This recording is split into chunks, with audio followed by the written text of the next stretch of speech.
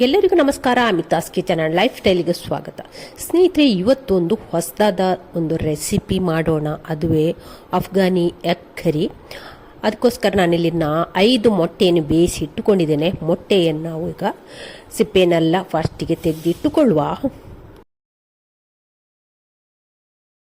ಇಲ್ಲಿ ನೋಡಿ, ಮೊಟ್ಟೆ ಸಿಪ್ಪೆ ತೆಗೆದುಕೊಂಡಲ್ಲ, ಹಾಕಿ ಅದನ್ನು ಹೀಗೆ ಪ್ರೆಸ್ ಮಾಡಿದರೆ ಆಯ್ತು. ನೋಡಿ, ಮೊಟ್ಟೆ ಸಿಪ್ಪೆ ಕ್ಲೀನಾಗಿ ಬರ್ತದೆ. ನೋಡಿ, ಹಾಕಿ ಒಂದು ರೋಲ್ ಮಾಡಿದರೆ ಆಯ್ತು. ನೋಡಿ, ನಾನು ನೋಡಿ ಕ್ಲೀನಾಗಿ ಸಿಪ್ಪೆ ಬರ್ತದೆ.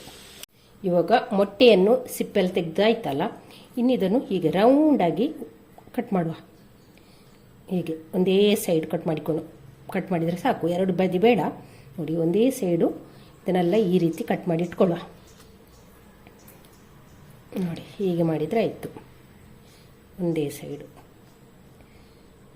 ಎಲ್ಲವನ್ನು ಕೂಡ ಇದೇ ರೀತಿ ಮಾಡಿಟ್ಟುಕೊಳ್ಳುವ.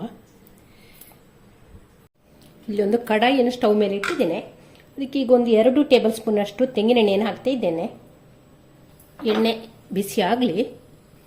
ಇವಾಗ ಬಿಸಿಯಾದಂಥ ಎಣ್ಣೆಗೆ ಇಲ್ಲಿ 2 ಈರುಳ್ಳಿ, ದೊಡ್ಡ ಸೈಜಿನ 2 ಈರುಳ್ಳಿಯನ್ನು ಹೀಗೆ ತೆಳ್ಳಗೆ ಕಟ್ ಮಾಡಿ ಇಟ್ಕೊಂಡಿದ್ದೇನೆ. ಅದನ್ನೀಗ ಇದಕ್ಕೆ ಹಾಕಿಕೊಳ್ಳುವ. ಹಾಕಿ ಇದನ್ನು ಟ್ರಾನ್ಸ್ಪರೆಂಟ್ ಆಗೋ ತನಕ ಫ್ರೈ ಮಾಡುವ. ಉರಿಯನ್ನು ಜಾಸ್ತಿ ಇಟ್ಕೊಂಡಿದ್ದೇನೆ. ಯಾವಾಗಲೂ ಈರುಳ್ಳಿಯನ್ನು ಫ್ರೈ ಮಾಡುವಾಗ ಬೆಂಕಿ ಜಾಸ್ತಿ ಇಟ್ಕೊಂಡ್ರೆ ಆಯಿತು.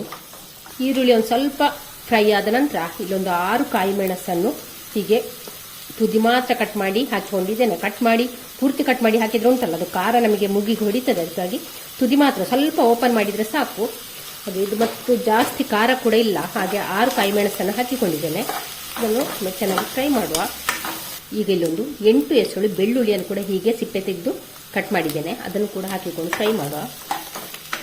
ಅದರ ಜೊತೆಯಲ್ಲಿ 1 ಇಂಚಿನಷ್ಟು ಶುಂಠಿ, ಅದನ್ನು ಕೂಡ ಎಲ್ಲವನ್ನು ಕೂಡ ಜೊತೆ ಹಾಕಿ ಈರುಳ್ಳಿ ಫ್ರೈ ಆಗೋ ತನಕ, ಈರುಳ್ಳಿ ಕೆಂಪಗಾಗೋ ತನಕ ಇದನ್ನು ಫ್ರೈ ಮಾಡುವ.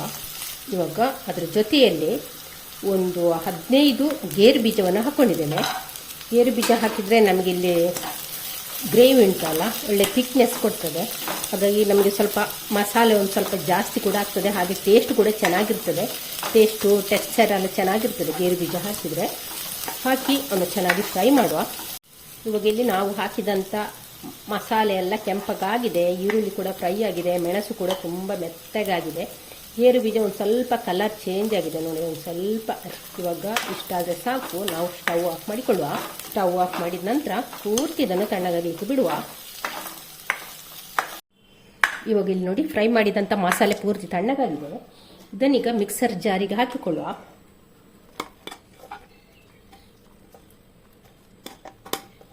ಇವಾಗ ಇಲ್ಲಿ ಮಿಕ್ಸರ್ ಜಾರಿಗೆ ಪುದೀನ ಮತ್ತು ಕೊತ್ತಂಬರಿ ಸೊಪ್ಪನ್ನು ಹಾಕಿಕೊಳ್ಳುವ. ಹಾಕಿ ಫಸ್ಟಿಗೆ ಇವಾಗ ಅಂತೆ ರುಬ್ಬುವ. ನೀರು ಹಾಕದೆ ರುಬ್ಬಿಕೊಳ್ಳುವ. ಇವಾಗ ಇಲ್ಲಿ ಮಸಾಲೆಯನ್ನು ರುಬ್ಬಿಕೊಂಡಾಯಿತು. ಈ ರೀತಿ ರುಬ್ಬಿಕೊಂಡಿದ್ದೇನೆ. ನಯವಾಗಿ ರುಬ್ಬಿದ್ದೇನೆ. ಇವಾಗ ಇದನ್ನು ಪಕ್ಕಕ್ಕೆ ಇಟ್ಟುಕೊಳ್ಳುವ. ಈಗ ಇಲ್ಲಿ ಈರುಳ್ಳಿ ಫ್ರೈ ಮಾಡಿದ ಕಡಾಯಿಯನ್ನೇ ಸ್ಟವ್ ಮೇಲೆ ಇಟ್ಟಿದ್ದೇನೆ. ಅದಕ್ಕೀಗ 1 ಟೀ ಸ್ಪೂನ್ ಅಷ್ಟು ಕೊಬ್ಬರಿ ಎಣ್ಣೆಯನ್ನು ಹಾಕ್ತಿದ್ದೇನೆ. ಅದಕ್ಕೀಗ 1 ಟೀ ಸ್ಪೂನ್ ಅಷ್ಟು ರೆಡ್ ಚಿಲ್ಲಿ ಪೌಡ್ರು, ಒಂದು 1/4 ಟೀ ಸ್ಪೂನ್ ಅಷ್ಟು ಅರಶಿನ, ಒಂದು 1/2 ಟೀ ಸ್ಪೂನ್ ಅಷ್ಟು ಉಪ್ಪು. ಇವೆಲ್ಲವನ್ನು ಕೂಡ ಇದರಲ್ಲಿ ಒಮ್ಮೆ ಫ್ರೈ ಮಾಡುವ ಎಣ್ಣೆಯಲ್ಲಿ. ಒಮ್ಮೆ ಇದು ಚೆನ್ನಾಗಿ ಬಿಸಿ ಆಗಬೇಕು. ಇವಾಗ ಇಲ್ಲಿ ಕಟ್ ಮಾಡಿಟ್ಟುಕೊಂಡಂಥ ಮೊಟ್ಟೆಯನ್ನು ಇದಕ್ಕೆ ಹಾಕುವ. ಹಾಕಿ ಒಮ್ಮೆ ಚೆನ್ನಾಗಿ ಫ್ರೈ ಮಾಡುವ. ಉರಿಯನ್ನು ಮೀಡಿಯಂ ಫ್ಲೇಮಲ್ಲಿ ಇಟ್ಕೊಳ್ಳುವ. ಜಾಸ್ತಿ ಇಟ್ಟುಕೊಳ್ಳೋದು ಬೇಡ. ಹಾಕಿ ಒಮ್ಮೆ ಚೆನ್ನಾಗಿ ಇದು ಫ್ರೈ ಆಗಬೇಕು. ಸ್ವಲ್ಪ ಮೊಟ್ಟೆಯ ಹೊರಗೆ ಉಂಟಲ್ಲ, ಒಂದು ಸ್ವಲ್ಪ ರಫ್ ಆಗಬೇಕು. ಇದು ಒಂದು ಸ್ವಲ್ಪ ಕ್ರಿಸ್ಪಿ ರೀತಿ ಆಗಬೇಕು. ಆ ರೀತಿ ಉರಿಯನ್ನು ಹದವಾಗಿ ಇಟ್ಟುಕೊಂಡು ಇದನ್ನು ಫ್ರೈ ಮಾಡಿದರೆ ಆಯಿತು. ಹೀಗೆ ಫ್ರೈ ಮಾಡಿದರೆ ಉಂಟಲ್ಲ, ಮೊಟ್ಟೆದು ಟೇಸ್ಟ್ ಕೂಡ ಚೆನ್ನಾಗಿರ್ತದೆ. ನಮಗೆ ತಿನ್ನುವಾಗ ಉಂಟಲ್ಲ, ಒಂದು ಸ್ವಲ್ಪ ಹೊರಗಿಂದ ಒಂದು ಸ್ವಲ್ಪ ಗಟ್ಟಿಯಾಗಿ, ಒಂದು ಸ್ವಲ್ಪ ರಫ್ ಅನಿಸ್ತದೆ. ಹಾಗಾಗಿ ಇವಾಗ ಎಗ್ಗನ್ನು ಕಡಿಮೆ ಉರಿಯಲ್ಲಿ ಒಂದು 3 ನಿಮಿಷ ನಾನು ಇದರಲ್ಲಿ ಫ್ರೈ ಮಾಡಿದ್ದೇನೆ. ಇವಾಗ ಇದನ್ನೆಲ್ಲ ಒಂದು ಪ್ಲೇಟಿಗೆ ತೆಗೆಯುವ. ನೋಡಿ, ತೆಗೆದಾಯಿತು. ಇವಾಗ ಇದೇ ಕಡಾಯಿಗೆ ಇನ್ನೊಂದು ಸ್ವಲ್ಪ ಎಣ್ಣೆಯನ್ನು ಹಾಕ್ತಾ ಇದ್ದೇನೆ. ಒಂದು 2 ಟೇಬಲ್ ಸ್ಪೂನ್ ಅಷ್ಟು ಎಣ್ಣೆಯನ್ನು ಹಾಕಿದೆ. ಅದಕ್ಕೀಗ ಒಂದು 1/2 ಟೀ ಸ್ಪೂನ್ ಅಷ್ಟು ಜೀರಿಗೆನ ಹಾಕ್ತಾ ಇದ್ದೇನೆ. ಹಾಗೆ ಒಂದು 2 ಚಕ್ಕೆ, ಹಾಗೆ ಇಲ್ಲಿ ಚಕ್ರಮೊಗ್ಗು 1 ಎಸಳು, ಇಷ್ಟನ್ನು ಹಾಕಿ ಒಮ್ಮೆ ಫ್ರೈ ಮಾಡುವ. ಇವಾಗ ಇದಕ್ಕೆ ನಾವು ರುಬ್ಬಿಟ್ಟಂಥ ಮಸಾಲೆಯನ್ನು ಇದಕ್ಕೆ ಸೇರಿಸ್ಕೊಳ್ಳೋಣ.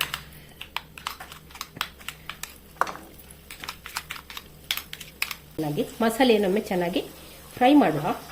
ಉರಿಯನ್ನು ಹದವಾಗಿ ಇಟ್ಕೊಳ್ಬೇಕು, ಮೀಡಿಯಂ ಫ್ಲೇಮಲ್ಲಿ ಇಟ್ಕೊಳ್ಬೇಕು.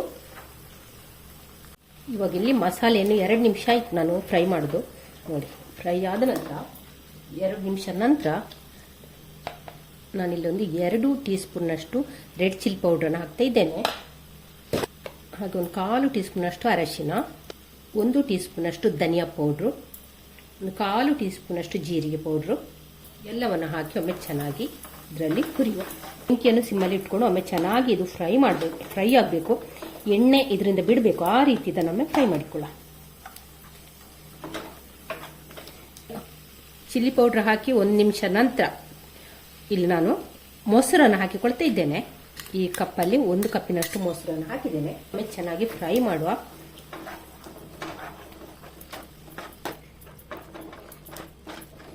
ನಾವು ಮಸಾಲೆನ ಎಷ್ಟು ಚೆನ್ನಾಗಿ ಫ್ರೈ ಮಾಡ್ತೇವ ಅಂದರೆ ಮಾತ್ರ ನಮಗೆ ಗ್ರೇವಿದು ಕೂಡ ಟೇಸ್ಟ್ ಕೂಡ ತುಂಬಾ ಚೆನ್ನಾಗಿರ್ತದೆ. ಹಾಗೆ ಮನೆಯಲ್ಲಿ ನಮಗೆ ಹೋಟೆಲ್ಗೆ ಹೋಗಿ ತಿನ್ನಬೇಕು ಅಂತ ಏನಿಲ್ಲ, ಮನೆಯಲ್ಲೇ ಮಾಡಿ ತಿನ್ಬೋದು. ಎಷ್ಟು ಸುಲಭವಾಗಿ ಮಾಡಿಕೊಳ್ಬೋದು ನೋಡಿ. ನೀವು ಕೂಡ ಇದನ್ನು ಒಂದ್ಸಲ ಟ್ರೈ ಮಾಡಬೇಕು. ತುಂಬಾ ಅದ್ಭುತವಾದ ಒಂದು ರೆಸಿಪಿ ಇದು. ನಮಗೆ ಚಪಾತಿ, ರೋಟಿ ಮತ್ತು ಪರೋಟ, ರೈಸಿಗೂ ಒಳ್ಳೆಯದಾಗ್ತದೆ. ಮನೆಯಲ್ಲೇ ನೋಡಿ ಸುಲಭವಾಗಿ ಮಾಡಿಕೊಳ್ಬೋದು. ನೋಡಿ, ಚೆನ್ನಾಗಿ ಇದನ್ನೊಮ್ಮೆ ಫ್ರೈ ಆಗಬೇಕು. ಅನಂತರ ಇದರಿಂದ ಎಣ್ಣೆ ಬಿಟ್ಟುಕೊಂಡು ಬರಬೇಕು, ಆ ರೀತಿ ಇದನ್ನೊಮ್ಮೆ ಫ್ರೈ ಮಾಡುವ. ಮೊಸರು ಹಾಕಿ ನಾವು ಒಂದು 2 ನಿಮಿಷ ಆದರೂ ಇದನ್ನೊಮ್ಮೆ ಚೆನ್ನಾಗಿ ಫ್ರೈ ಮಾಡಬೇಕು. ಇವಾಗ ನಾನಿಲ್ಲಿ ಮೊಸರು ಹಾಕಿ ಒಂದು 3 ನಿಮಿಷ ಇದನ್ನು ಫ್ರೈ ಮಾಡಿದ್ದೇನೆ. ಬೆಂಕಿಯನ್ನು ಮೀಡಿಯಂ ಫ್ಲೇಮಲ್ಲಿ ಇಟ್ಕೊಂಡು ಒಂದು 3 ನಿಮಿಷ ಚೆನ್ನಾಗಿ ಫ್ರೈ ಮಾಡಿದ್ದೇನೆ. ನೋಡಿ, ಸೈಡಿಂದೆಲ್ಲ ಎಣ್ಣೆ ಎಲ್ಲ ಬಿಟ್ಟುಕೊಂಡು ಬರ್ತಾ ಉಂಟು. ಮೊಸರೆಲ್ಲ ಚೆನ್ನಾಗಿ ಫ್ರೈ ಆಗಿದೆ, ಹಾಗೆ ಇದರಿಂದೆಲ್ಲ ಎಣ್ಣೆ ಕೂಡ ಬಿಟ್ಕೊಂಡು ಬರ್ತಾ ಉಂಟು. ಇವಾಗ ನಾವು ಮಿಕ್ಸರ್ ಜಾರ್ ತೊಳೆದಂಥ ನೀರನ್ನು ಹಾಕ್ತಾ ಇದ್ದೇನೆ. 1 ಕಪ್ ನೀರನ್ನು ನಾನು ಇದಕ್ಕೆ ಆ್ಯಡ್ ಮಾಡ್ತಾ ಇದ್ದೇನೆ. ಹಾಗೆ ಇದಕ್ಕೆ ರುಚಿಗಾಗುವಷ್ಟು ಉಪ್ಪನ್ನು ಕೂಡ ಹಾಕ್ತಿದ್ದೇನೆ. ಮೊಟ್ಟೆ ಕೂಡ ಬೇಯಿಸುವಾಗ ಉಪ್ಪು ಹಾಕಿದ್ದೇವೆ, ಹಾಗಾಗಿ ನೋಡಿಕೊಂಡು ಉಪ್ಪನ್ನು ಹಾಕಿದರೆ ಆಯಿತು. ಹಾಕಿ ಒಮ್ಮೆ ಚೆನ್ನಾಗಿ ಮಿಕ್ಸ್ ಮಾಡುವ. ಇದರಲ್ಲಿರುವಂಥ ನೀರಿನ ಅಂಶ ಕೂಡ ಇನ್ನು ನಮಗಿದು ಒಂದು ಸ್ವಲ್ಪ ಡ್ರೈ ಆಗಬೇಕು, ಆ ರೀತಿ ಫ್ರೈ ಮಾಡಿದರೆ ಆಯಿತು. ಇವಾಗ ನೋಡಿ, ಮಸಾಲೆಯನ್ನು ನೀರು ಹಾಕಿದ ನಂತರ ಫ್ರೈ ಮಾಡೋದು ಒಂದು 5 ನಿಮಿಷ ಆಯಿತು. ನೀರು ಕೂಡ ಡ್ರೈ ಆಗಿದೆ. ಈಗ ಪುನಃ ನಾನಿಲ್ಲಿ 1 ಕಪ್ಪಿನಷ್ಟು ನೀರನ್ನು ಇದಕ್ಕೆ ಆ್ಯಡ್ ಮಾಡ್ತಾ ಇದ್ದೇನೆ. ಮಾಡಿ ಒಮ್ಮೆ ಚೆನ್ನಾಗಿ ಮಿಕ್ಸ್ ಮಾಡುವ.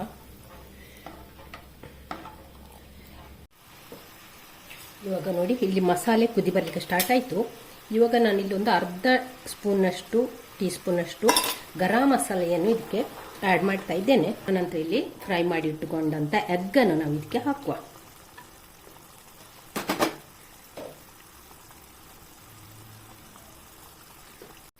ಇವಾಗೊಮ್ಮೆ ಇದನ್ನೊಮ್ಮೆ ಚೆನ್ನಾಗಿ ಮಿಕ್ಸ್ ಮಾಡುವ.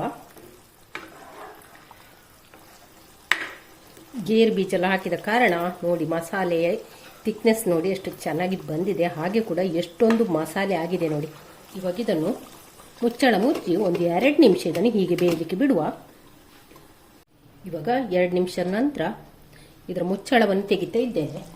ನೋಡಿ, ನಮ್ಮ ಅಫ್ಘಾನಿ ಎಗ್ ಕರಿ ಯಾವ ರೀತಿ ಬಂದಿದೆ ನೋಡಿ, ಸೂಪರ್ ಆಗಿ ಬಂದಿದೆ. ಇವಾಗ ಇದಕ್ಕೆ ನಾನು 1 ಟೀ ಸ್ಪೂನಷ್ಟು ಕಸ್ತೂರಿ ಮೇಥಿಯನ್ನು ಹಾಕ್ತಾ ಇದ್ದೇನೆ. ಹಾಗೆ ಜೊತೆಯಲ್ಲೇ ಕೊತ್ತಂಬರಿ ಸೊಪ್ಪು ಹಾಕಿ ಒಮ್ಮೆ ಚೆನ್ನಾಗಿ ಮಿಕ್ಸ್ ಮಾಡುವ.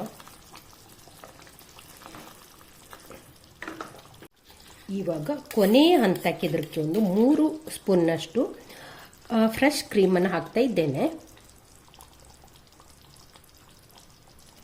ಒಮ್ಮೆ ಚೆನ್ನಾಗಿ ಮಿಕ್ಸ್ ಮಾಡುವ. ಇವಾಗ ನೋಡಿ, ನಮ್ಮ ಅಫ್ಘಾನಿ ಎಗ್ ಕರಿ ರೆಡಿಯಾಗಿದೆ. ಟೇಸ್ಟ್ ಎಲ್ಲ ನೋಡಿಕೊಳ್ಳಿ ಎಷ್ಟು ಚೆನ್ನಾಗಿ ಬಂದಿದೆ ಅಂತೂ. ಟೇಸ್ಟ್ ಅಂತೂ ಸೂಪರ್ ಆಗಿ ಬಂದಿದೆ. ನೀವು ಕೂಡ ಒಂದ್ಸಲ ಟ್ರೈ ಮಾಡಲೇಬೇಕಾದಂಥ ಒಂದು ರೆಸಿಪಿ. ಹಾಗೆ ವಿಡಿಯೋ ಇಷ್ಟ ಆದ ಲೈಕ್, ಶೇರ್, ಕಮೆಂಟ್ ಮಾಡಿ. ಚಾನಲ್ಗೆ ಯಾರಾದರೂ ಹೊಸಬರು ಇದ್ದರೆ ಪ್ಲೀಸ್ ಸಬ್ಸ್ಕ್ರೈಬ್ ಮಾಡಿಕೊಂಡು ಚಾನಲನ್ನು ನೋಡಿ. ಥ್ಯಾಂಕ್ ಯು ಸ್ನೇಹಿತರೆ.